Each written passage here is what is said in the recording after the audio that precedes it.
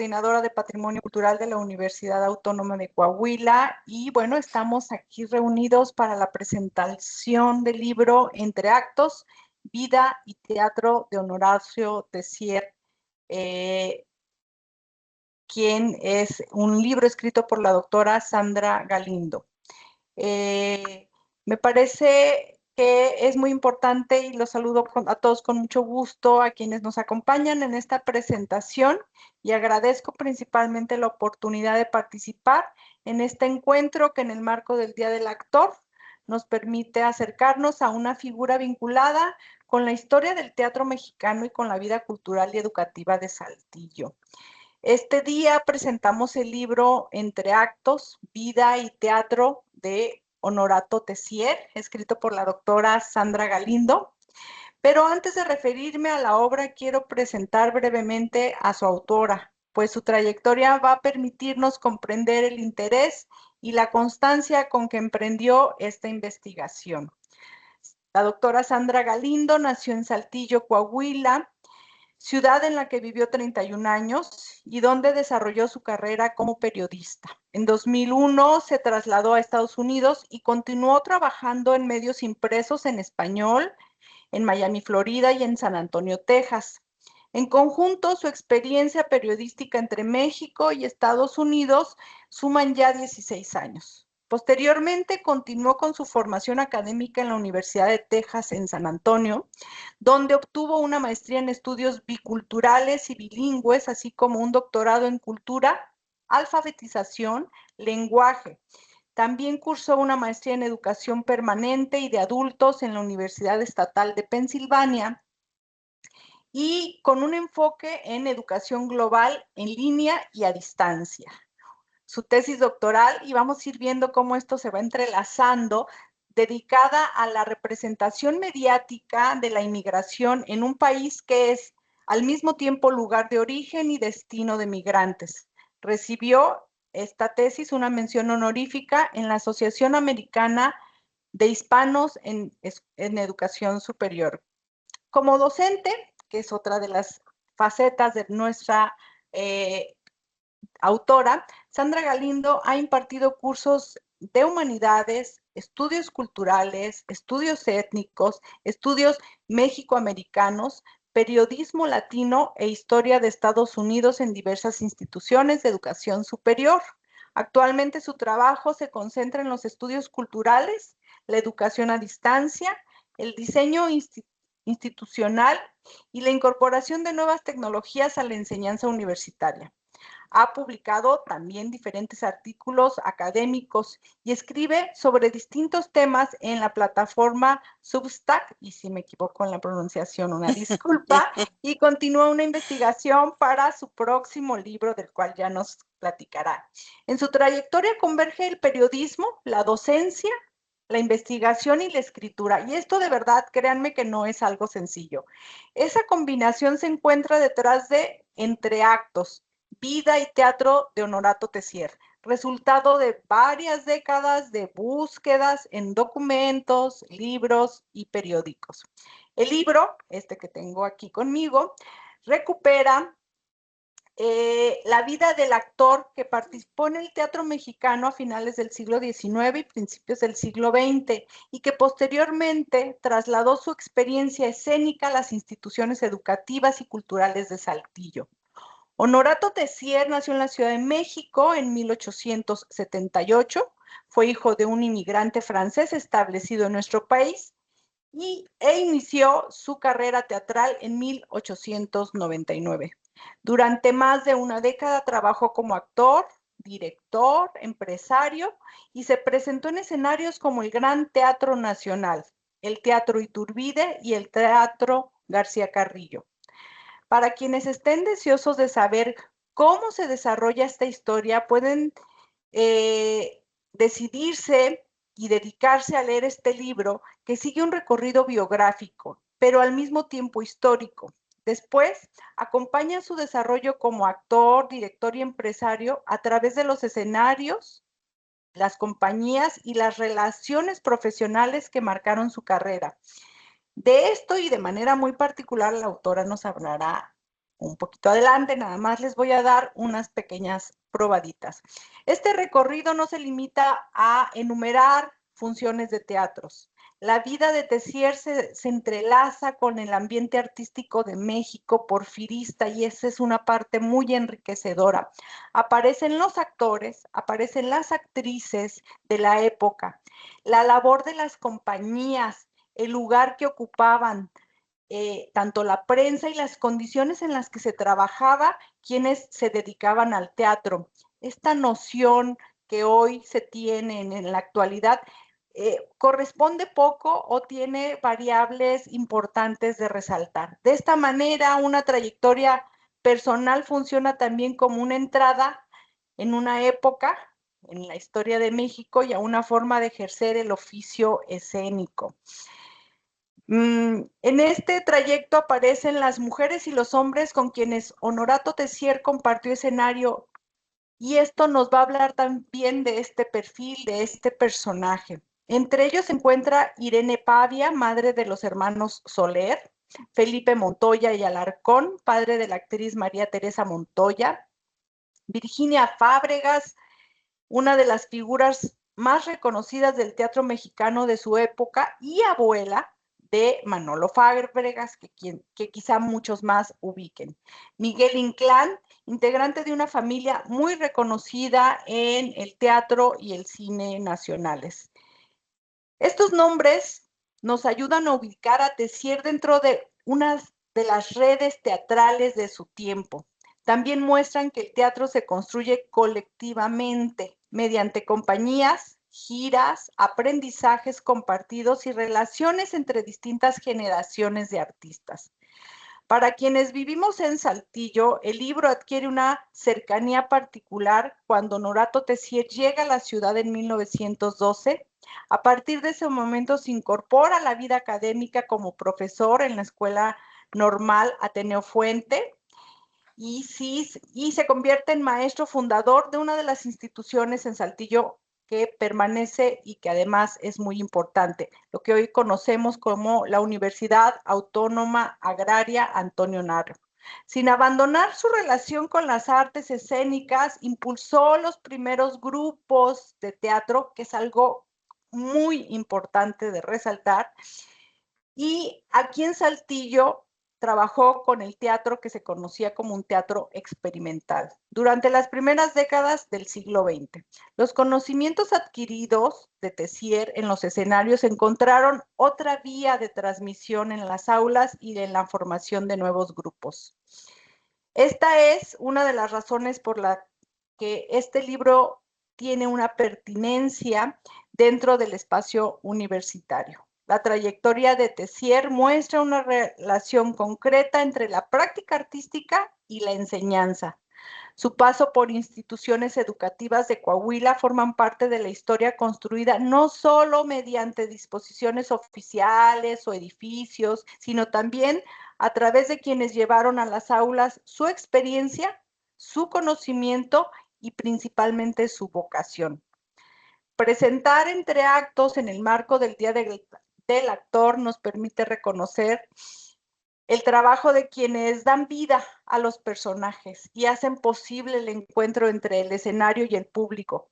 La actuación requiere disciplina, estudio, memoria, dominio corporal y capacidad para trabajar con otros. Cualidades que siguen siendo muy necesarias casi para cualquier trabajo. El título del libro, entre actos, resulta sugerente. En el lenguaje teatral, el entreacto es una pausa entre dos partes de una representación.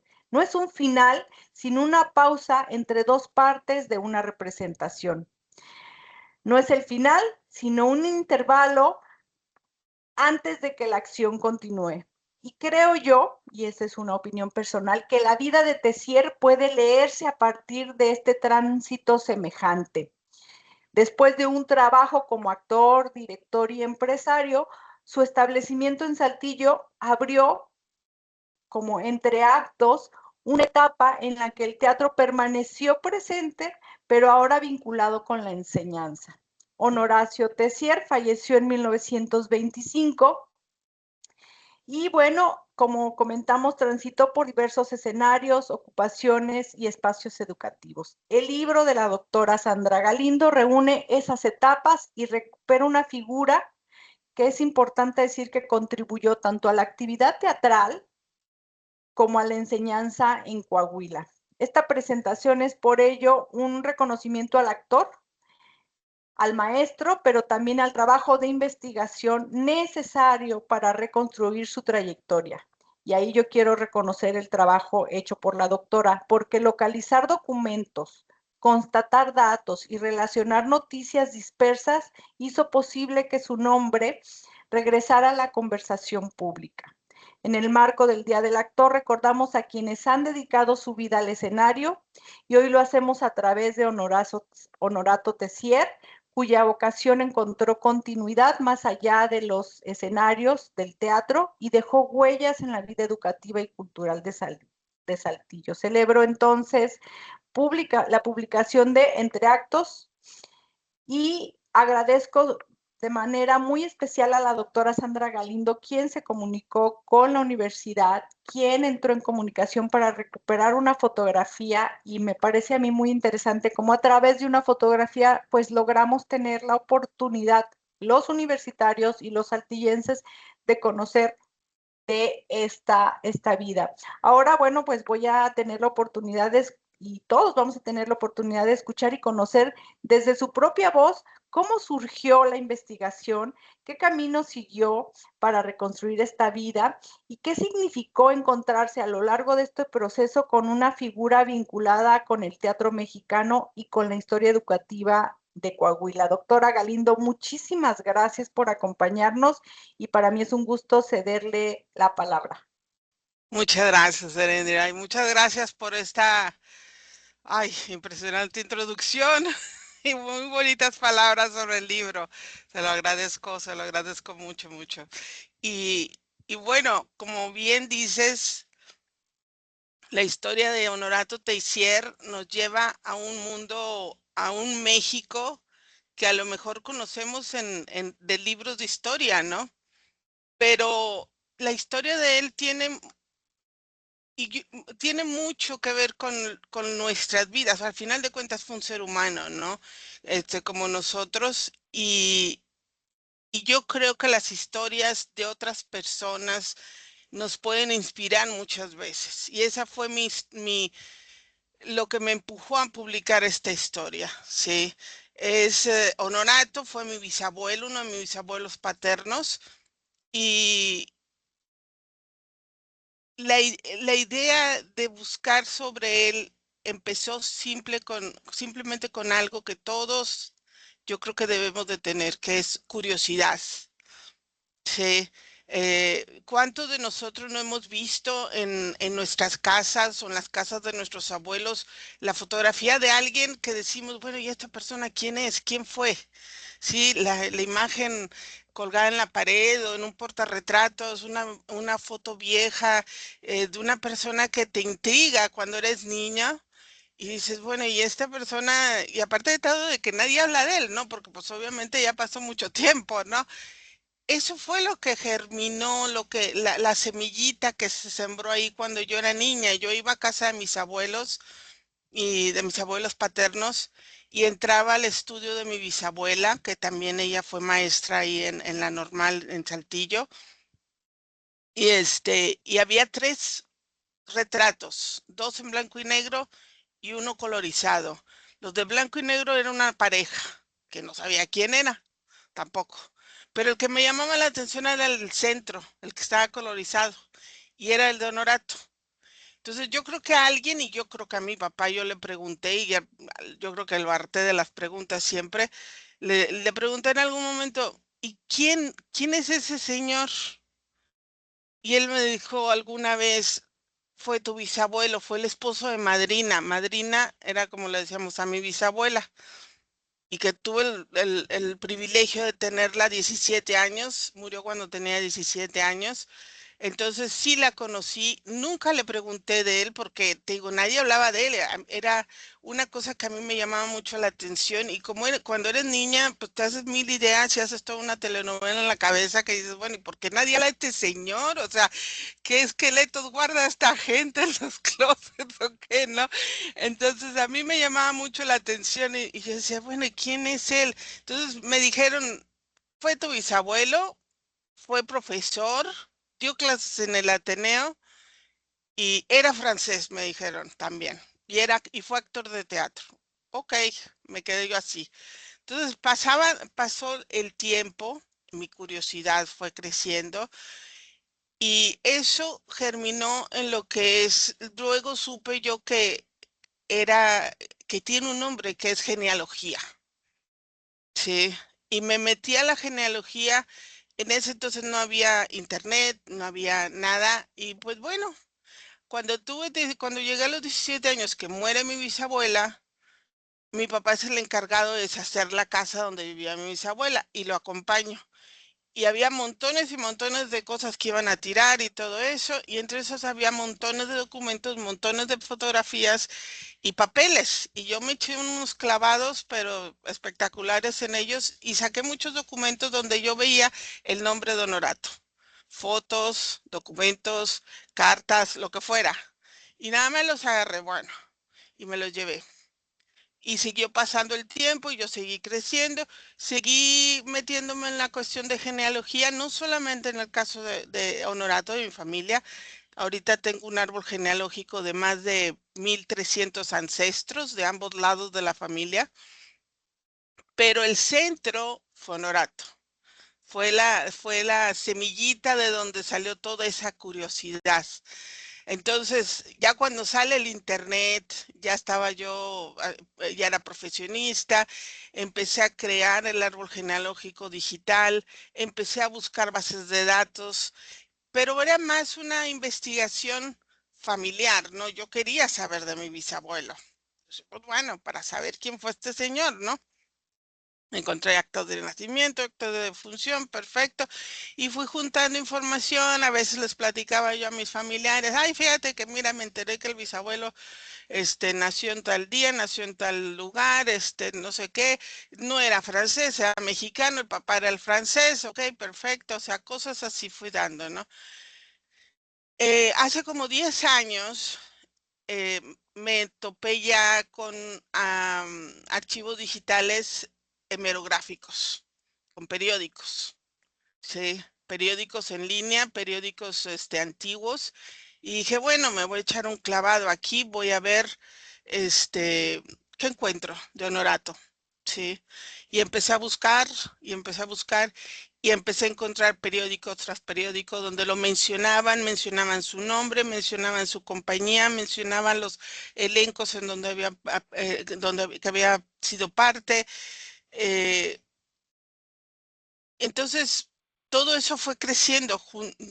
Llegué a reunir más de 200 periódicos antiguos, de entre 1899 hasta 1925. Sí. Entonces, yo siempre menciono y que, válgame, sin el Internet y sin el acceso a archivos digitales que tenemos hoy en día, este libro no hubiera sido posible, porque yo estoy fuera de México y no puedo viajar ah, físicamente porque estoy trabajando, dando clases y todo eso. No puedo ir físicamente a meterme a bibliotecas y todo eso. Entonces, todo lo logré a distancia. Entonces, logré juntar todos esos periódicos y fue cuando yo empecé a darme cuenta de que había una historia más allá de la de mi bisabuelo, de la historia familiar, de la genealógica, por decirle así. Entonces, yo de hecho empecé a escribir otro libro, estaba escribiendo ya otro libro, que ahorita es el libro que mencionaste, que es mi segundo libro, y de hecho lo estaba escribiendo en inglés. O sea, yo ya estaba metida en el otro libro y la idea era de que ese fuera mi primer libro.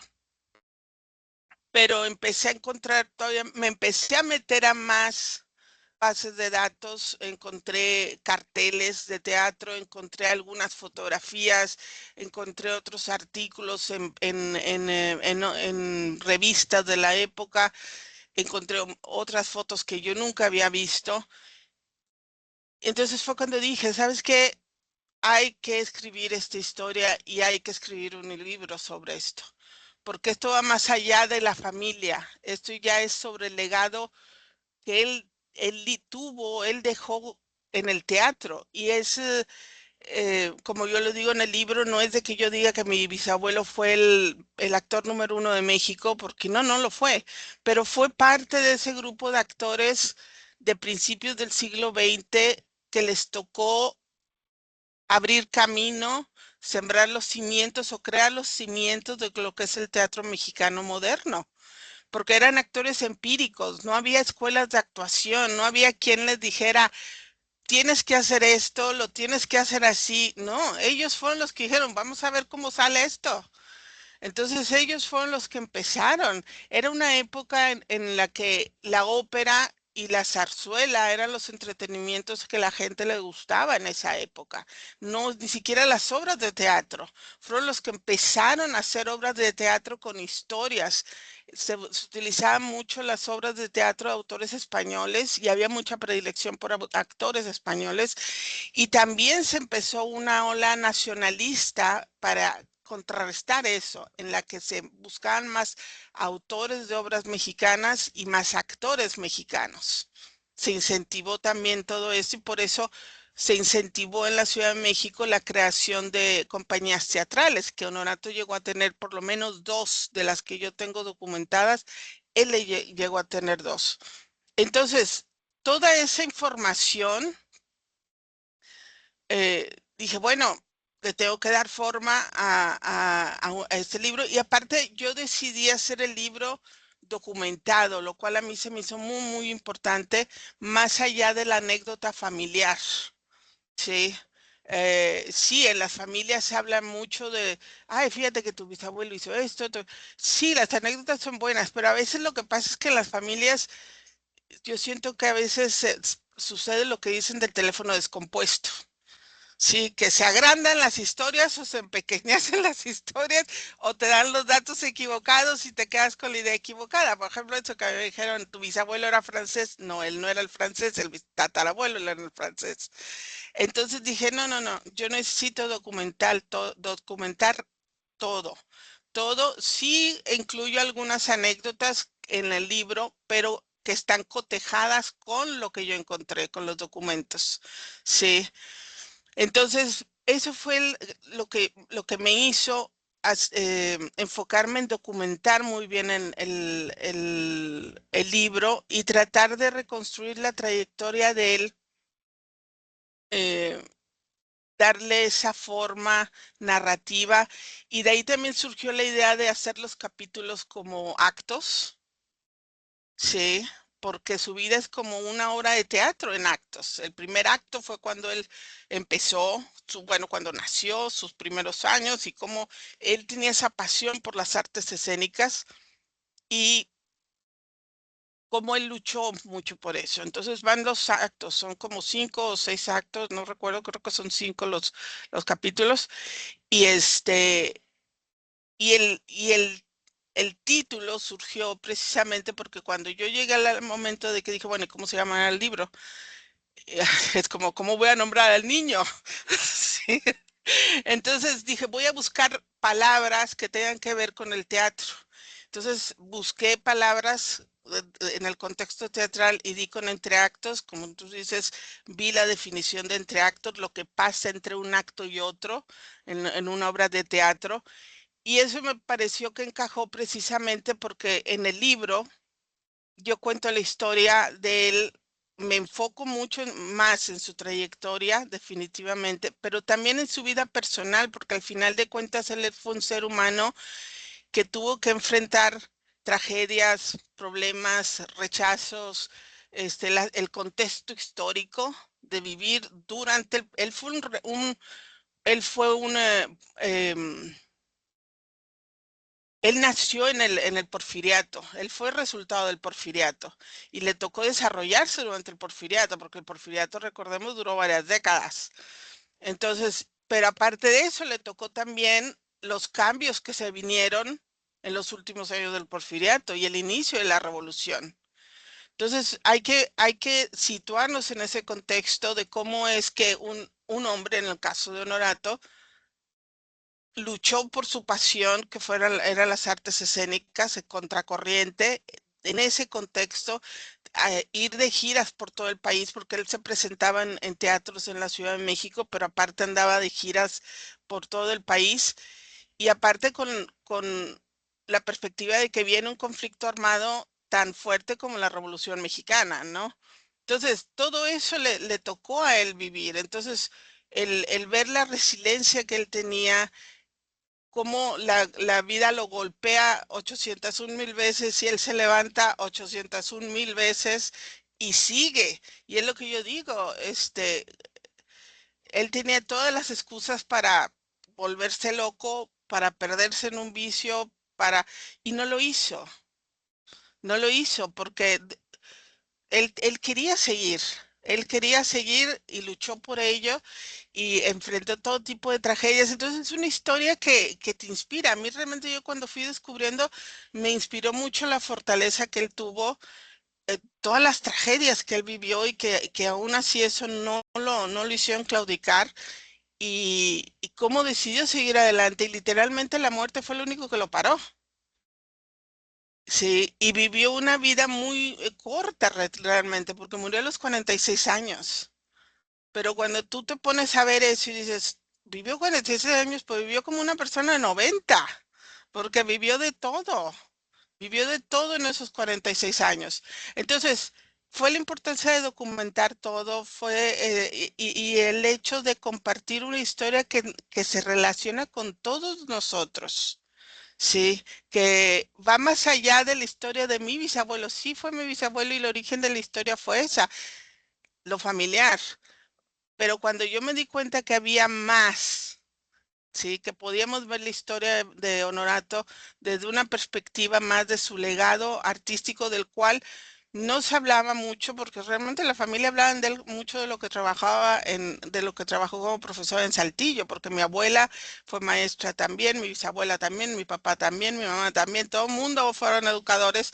Entonces, pues sí, hablaban de que dio clases y todo eso, pero no se hablaban de esos más de una década que él dedicó a construir una carrera teatral en ese México de tantos contrastes y tantos cambios, ¿no?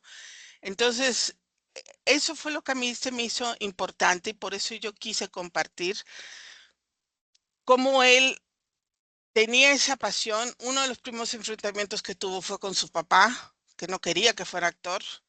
El papá, el tatarabuelo, al parecer murió justamente a fines del siglo XIX y eso le abrió la puerta a Honorato para dedicarse a lo que él quería, que era ser actor.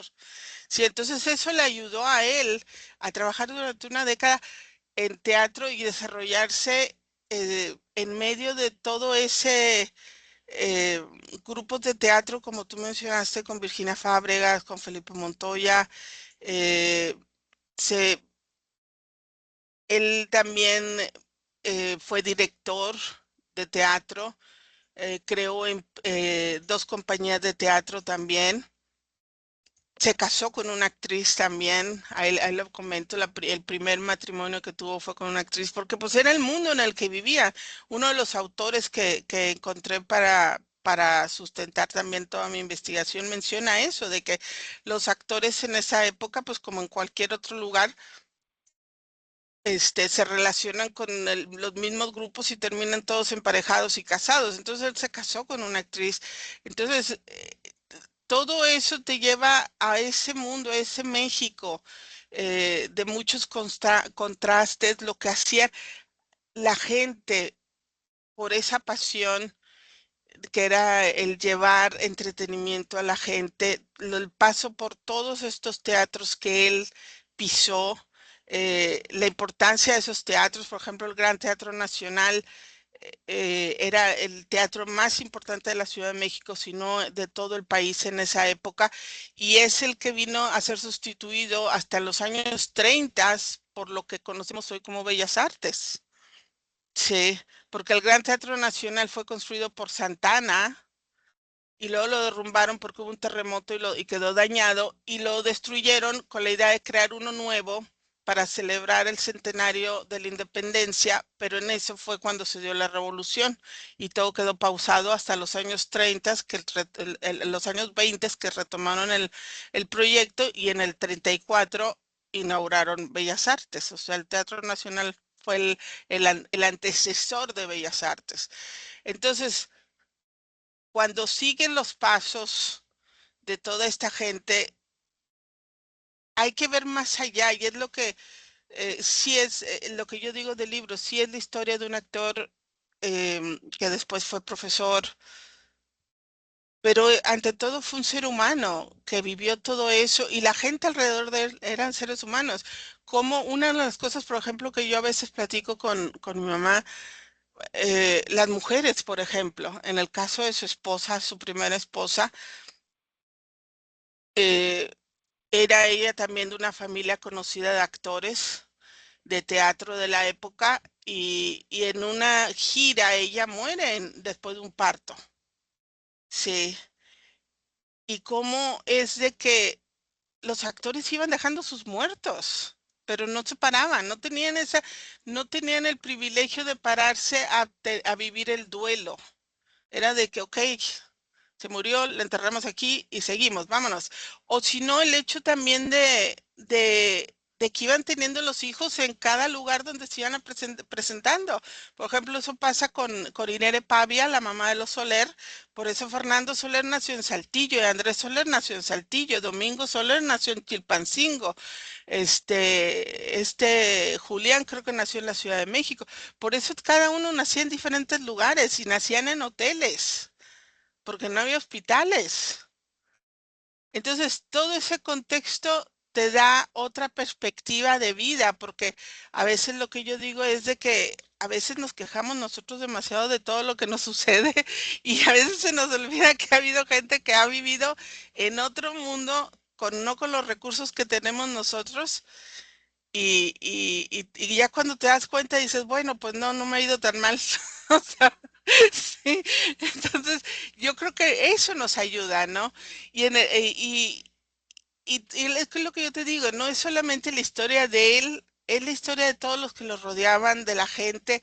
Tú mencionabas, por ejemplo, algunos de los actores que menciono yo, él con los que trabajó, Virginia Fábregas, que fue la abuela de Manolo Fábregas, que Manolo Fábregas le decían el señor teatro. Así era el mote que tenía Manolo Fábregas. Entonces, ¿desde cuándo viene eso, no? Felipe Montoya, la hija María Teresa Montoya, fue una reconocida actriz y el hijo también salieron en películas en la época de oro. Miguel Inclán fue el padre de Miguel Inclán, el de Salón México, el villano del cine de oro, y es el abuelo o el bisabuelo, no me acuerdo, de Rafael Inclán, por ejemplo.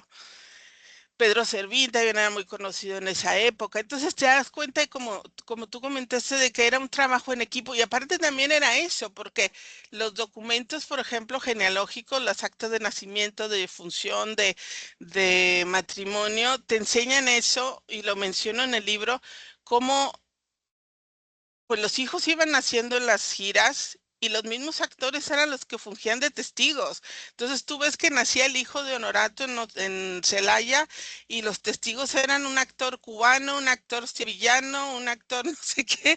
Entonces eran actores, todos eran lo mismo, ¿no?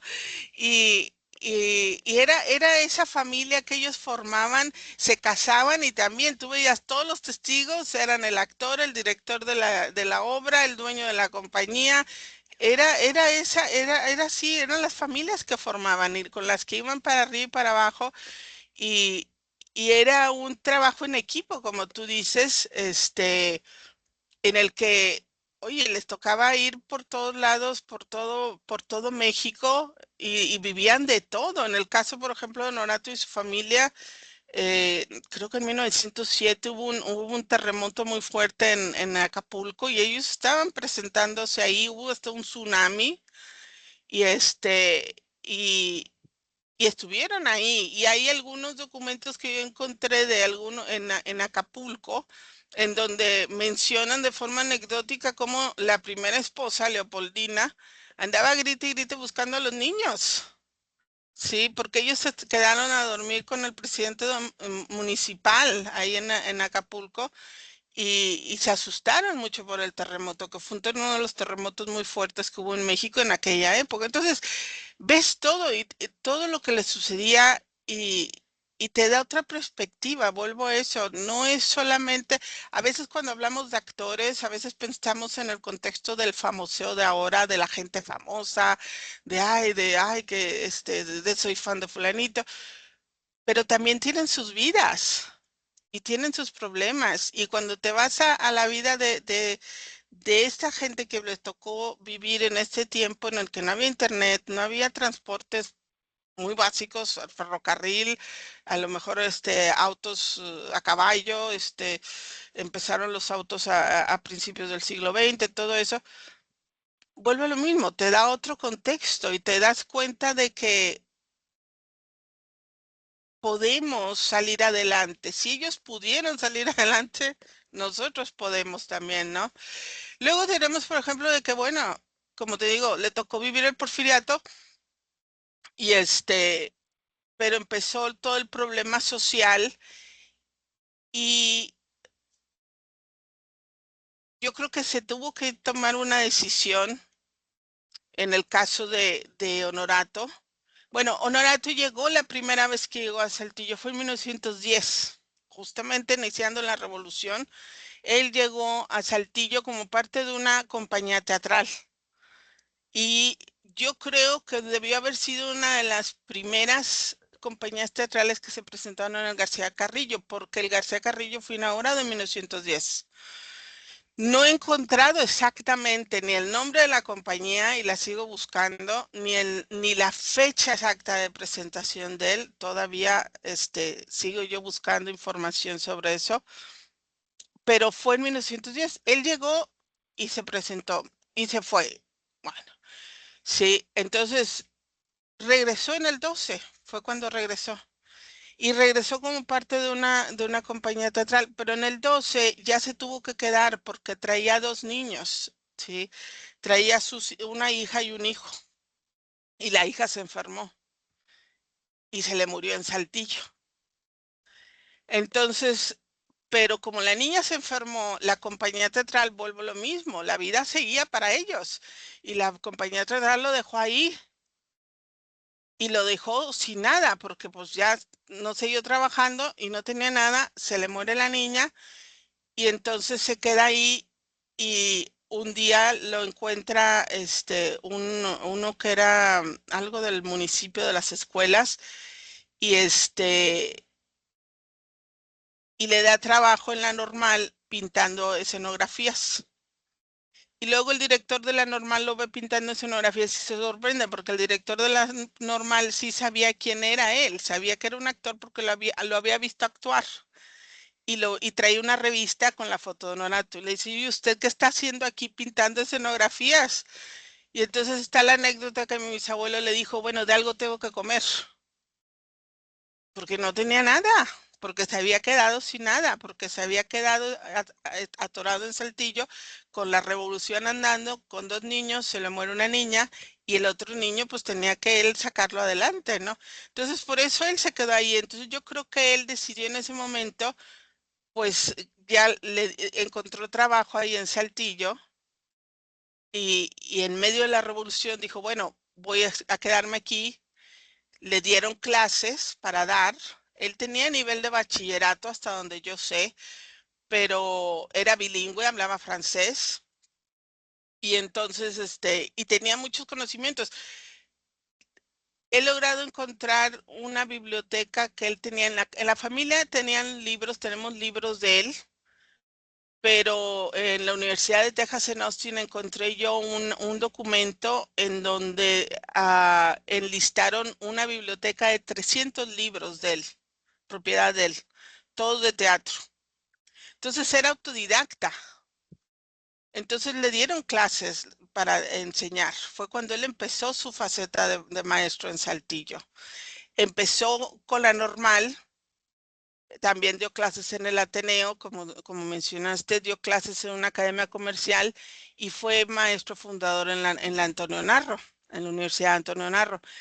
No sé exactamente en qué fecha empezó en el Ateneo. Las fotografías que encontré, les pedí permiso para publicarlas en el libro. Una es de 1921 y la otra de 1925. Pero es probable de que él haya empezado pues a partir de 1913, 1912, ¿sí? Entonces, él, la experiencia que él obtuvo como actor, como director, todo eso lo transportó a su experiencia enseñando a las juventudes en Saltillo y fundó grupos experimentales de teatro en Saltillo. Fue uno de los primeros de los que trajeron. He encontrado algunos documentos que dicen que fue el que trajo el teatro a Saltillo. Sí, por lo menos al Saltillo moderno, ¿no? Entonces empezó la formación a nuevas generaciones, pero no solamente a darles clases, este, como cualquier otro maestro, no, o sea, una formación humanística en donde aprovechaba él la experiencia que tenía él como actor y toda la experiencia que tenía de vida de haber andado por todo México, ¿no? Entonces, en el Ateneo Fuente yo he encontrado que dio clases de francés, de literatura, de declamación, de lectura y de español. Esas eran las clases que dio en el Ateneo. Y transformó su pasión del teatro, por lo menos en ese tiempo de la revolución, y la teoría que yo tengo es esa, que él decidió asentarse ante el peligro que había con toda la violencia de la revolución y todo eso, y como él andaba mucho de gira, yo creo que él decidió asentarse en Saltillo, aparte de que conoció a mi bisabuela en la normal, que fue su alumna, y se casaron en 1916, se casaron en Zaragoza, Coahuila, porque ella era de Zaragoza. Y se asentaron en Saltillo. Todavía él, dando clases, él como quiera iba a presentarse en algunos teatros. Yo lo he encontrado en San Luis Potosí y en otros lugares durante esos años, pero no estaba tan centrado en el teatro como antes. Tenía su trabajo dando clases. Entonces, él continuó esa segunda etapa y yo creo que eso nos enseña también de que sí, a veces podemos tener unos sueños específicos, por ejemplo, él luchó mucho por lo del teatro, pero él continuó cercano al teatro, pero desde otra perspectiva, desde la perspectiva académica. Él nunca abandonó el teatro, él siguió dirigiendo a alumnos. Hay algunos periódicos donde mencionan presentaciones en el García Carrillo de obras dirigidas por él, con alumnos y con personas, con saltillenses, ¿sí? De grupos experimentales. Entonces él seguía ligado al teatro. Eso nunca lo dejó, nunca, nunca, nunca. Entonces, para él fue muy importante su participación en las escuelas locales. Y una de las cosas que también yo incluí en el libro y que encontré y que nunca escuché yo en la familia, eh, yo creo que mi bisabuela obviamente sí sabía eso porque le tocó vivir eso y mi abuela a lo mejor, mi abuela tenía 7 años cuando murió mi bisabuelo, encontré un artículo de su muerte, de cuando murió él, de que te refleja lo querido que llegó a ser por la comunidad estudiantil en Saltillo y el profesorado en Saltillo, que mencionan que él estuvo enfermo un corto tiempo, iban y lo visitaban, iban y le echaban porras para que saliera adelante, esperaban que saliera adelante y muere, y cuando muere se paralizan todas las escuelas, las cierran. Ese día no hubo clases. y habla el artículo de cómo los estudiantes y los profesores fueron al funeral, hicieron vallas, cargaron su féretro, lo acompañaron a catedral, creo que en catedral fue la misa, lo acompañaron al sepelio hasta su última morada en el Panteón de San Esteban. Y te habla mucho del legado que él dejó como maestro entre los alumnos. Sí, encontré, por ejemplo, una anécdota de un alumno del Ateneo, en donde menciona cómo mi bisabuelo fue y se despidió. Se despidió porque él decidió dejar de dar clases porque tenían el plan de irse a la Ciudad de México. Ya era 1925, ya la revolución había pasado, él quería volver al teatro. Tenía 46 años, pero él quería retomar. Entonces vendieron todo y él se despidió de sus alumnos. De cada uno les dio la mano. Acá está la anécdota esa de un ateneísta, de que el último día que de clase que tuve, creo que de francés era la clase, y se paró y a darle la mano a cada uno y a cada uno les dio consejos. Y el que escribió esa anécdota menciona que al tocarle a él, le dijo, trabaja duro, hijo, y tendrás pan, te conseguirás pan grande, o algo así le dijo mi bisabuelo. Entonces decía que esa había sido la última vez que la había visto y la siguiente vez que lo vio fue cuando ya estaba muerto en el funeral. Pero eso te dice mucho del amor que tenía él por sus alumnos y los alumnos que tenían por él, ¿sí? Al grado que se paralizó toda la actividad académica en Saltillo cuando él falleció, ¿sí? Entonces, y fue en un tiempo relativamente corto, porque si piensas que él se quedó en Saltillo en el 12 y empezó a trabajar en instituciones académicas locales en el 12-13, murió en el 25, estás hablando de unos 10 años, 11 años, por ahí 12 años, pero logró dejar esa huella a nivel local, ¿sí? Al grado de paralizar la ciudad y que los alumnos lloraran su muerte, ¿no? Que fue lo único que lo paró.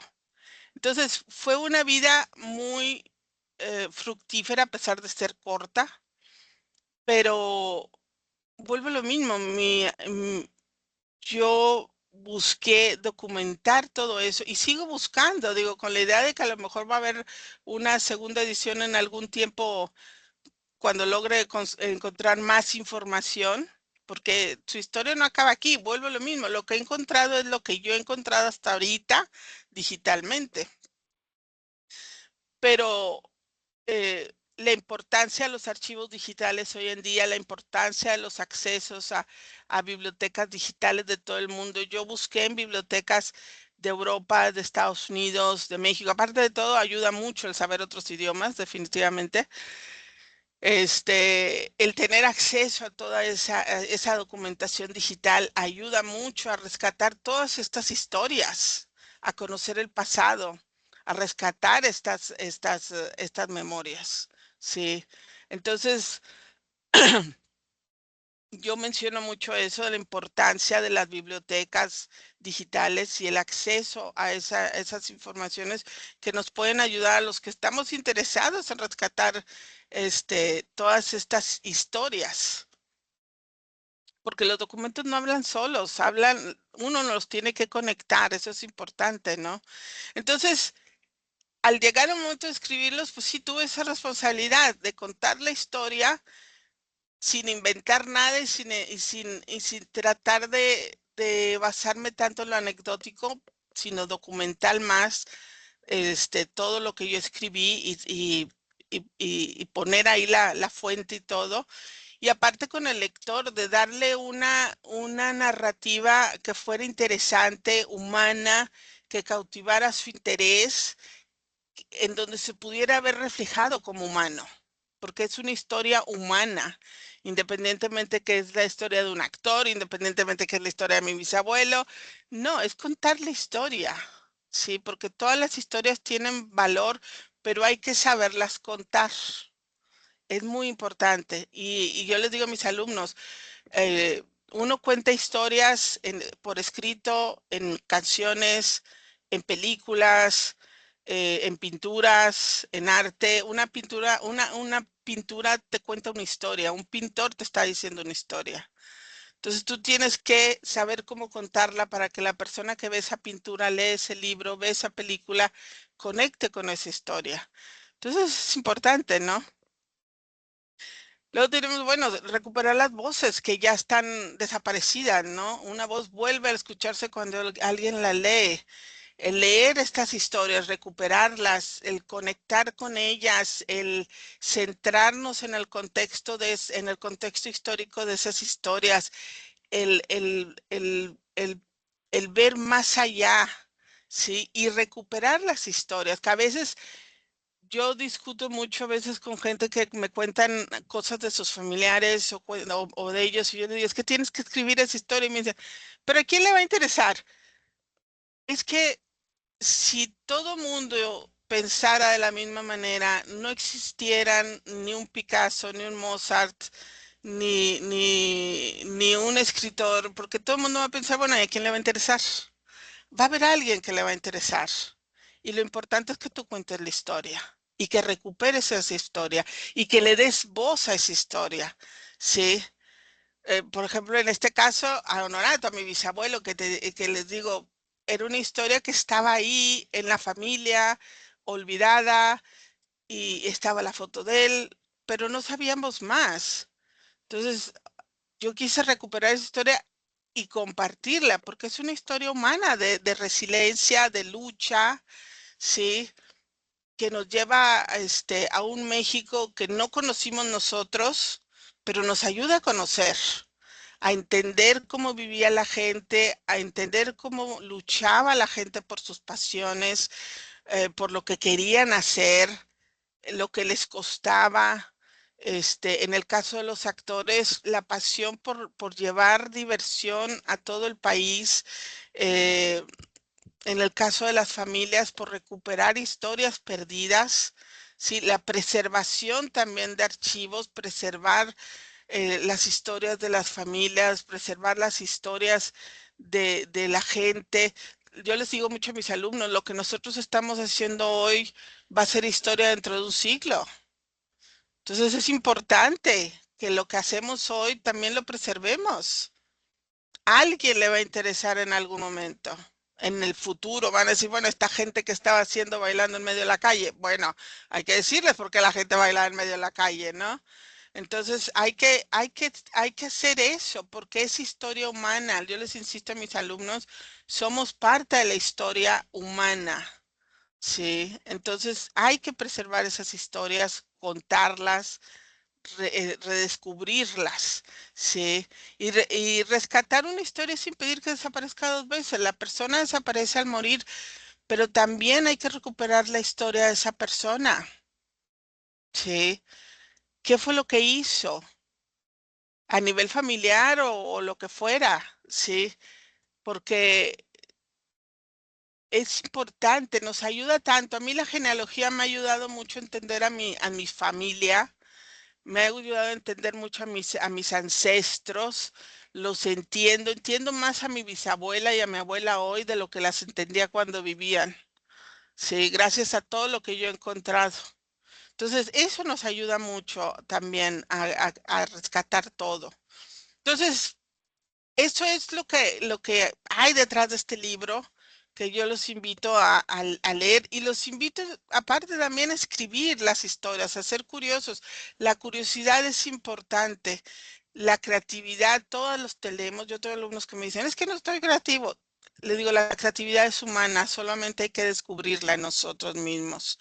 Entonces, los invito a que la lean. El libro está ahí en Saltillo, disponible en la librería del Fondo Cultural Monsiváis, enfrente de la Alameda, y también se vende por Amazon.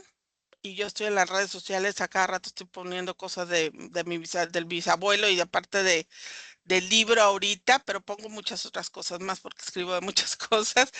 Pero los invito a ser curiosos, a escribir, a investigar y a leer, porque lo importante también hoy en día es leer, que desgraciadamente sale en todos lados que menos se lee hoy en día.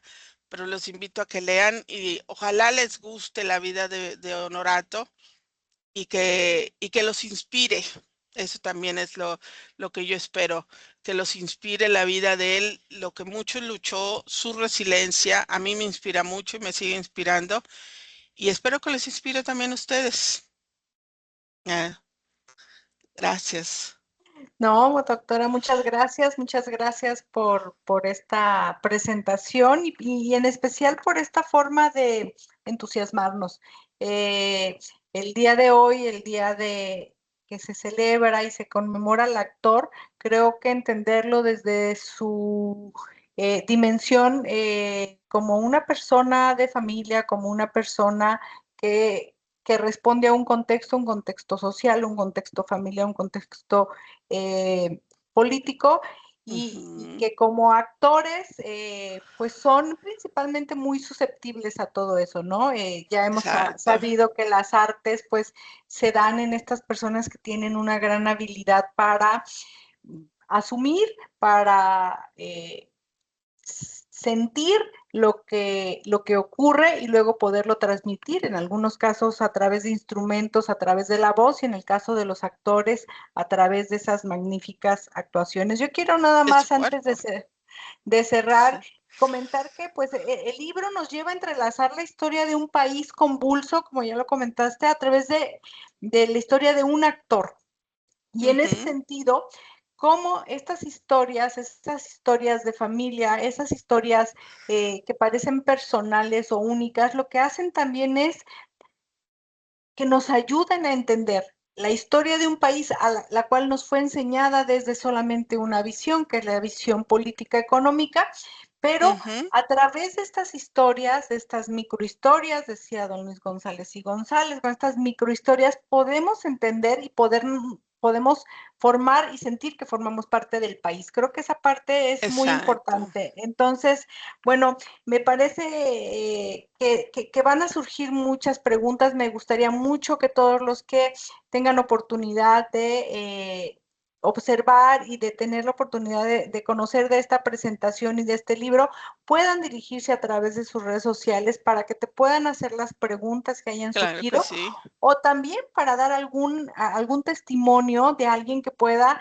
relacionarse aquí en Saltillo con algún dato de esos que se están haciendo falta, porque también la Sí. investigación se tiene que hacer en comunidad y No, claro. compartiendo. Entonces, yo te quiero Sí, agradecer muchísimo a nombre de la Universidad Autónoma de Coahuila, a nombre también de la Subcoordinación de Patrimonio que en estos momentos yo coordino, pero principalmente quiero agradecerte a nombre de los saltillenses y todos los artistas que pues puedan tener la oportunidad de leer, de leerte y que puedan también pues lanzarse a este universo de la escritura. Eh, sí. yo quiero decirles a todos que vamos a saber más de la doctora Galindo, por ahí ya traemos algún otro proyecto para también conocer la otra faceta como esta persona que vive en otro país y que se ha dedicado a promover mucho esta noción cultural, esta noción eh, migratoria, todos estos otras facetas también de alguien que ha estado investigando y que me parece a mí muy interesante de abordar. Doctora Sandra, Claro que muchísimas sí. gracias y pues para cerrar te cedo la palabra. Muchas gracias, Erendira. Y pues sí, espero que quien tenga algo que decirme, pues sí que me contacte por las redes sociales y como dicen, lo importante es la comunidad y lo importante es seguir contando historias y seguir aprendiendo, ¿sí? Yo siempre les digo a mis alumnos, todos podemos seguir aprendiendo indistintamente de la edad que tengamos y les digo, el único momento en que dejamos de aprender es cuando nos morimos. Así que seguir aprendiendo depende de nosotros y lo podemos seguir haciendo. Entonces, pues sí, los invito a que lean, que aprendan, que conecten con todas estas historias y que se dejen transportar al México del inicio del siglo XX, en este caso con la experiencia de Honorato. Sí, gracias. Bueno, pues yo les agradezco a todos la atención que prestaron a esta presentación del libro.